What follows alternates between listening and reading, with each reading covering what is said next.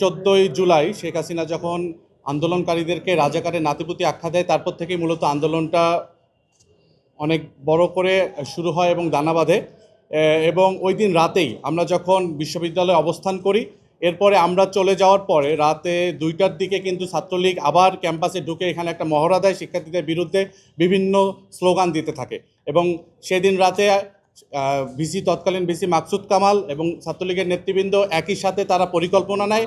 পরবর্তী দিন 15ই জুলাই শিক্ষার্থীদের উপর হামলা নীল নকশা সেখানেই করা হয়। কোকো ও শিয়া বাটারের ইউনিক কম্বিনেশনে তৈরি Natura expert care body lotion স্কিনের ড্যামেজ হিল করে, ত্বক রাখে সফট ও ময়েশ্চারাইজ। লুকিয়ে আর কতদিন, বাই বাই ড্যামেজ স্কিন। এবং 15ই জুলাই মল চত্বরে আমাদের নারী শিক্ষার্থী বোনদের উপর হামলা হয়। এরপরে শহীদুল্লাহ হল এলাকায় শিক্ষার্থীদের উপর ছাত্রলীগের টোকাই বাহিনী হামলা করে।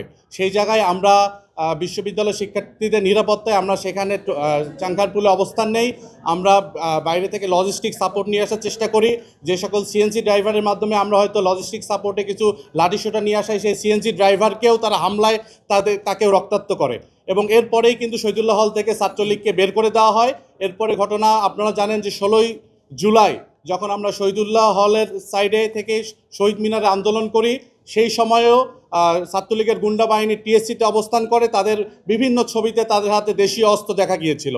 এবং 16 জুলাই রাতে 17 জুলাই যে প্রথম প্রহরে ছাত্রলীগকে যখন বিভিন্ন হল থেকে বিতাড়িত করা হয়, এরপরে হল ভ্যাকেন্ট করা হয়। প্রত্যেকটা ইস্যুতে তৎকালীন ভিসি মাকসুদ কামাল ছাত্রলীগের নেতৃবৃন্দর সাথে সমন্বয় করে এই প্রত্যেকটা ডিসিশন নেন। এবং গায়েবানা জানাজার পরবর্তীতে আমাদের উপর সেখানে টিয়ার শেল নিক্ষেপ করা হয়, সাউন্ড গ্রেনেড, টিয়ার গ্যাস মেরে আমাদের শিক্ষার্থীদেরকে আহত করা হয়। আমরা সেই জায়গায় অনেকে আহত হই।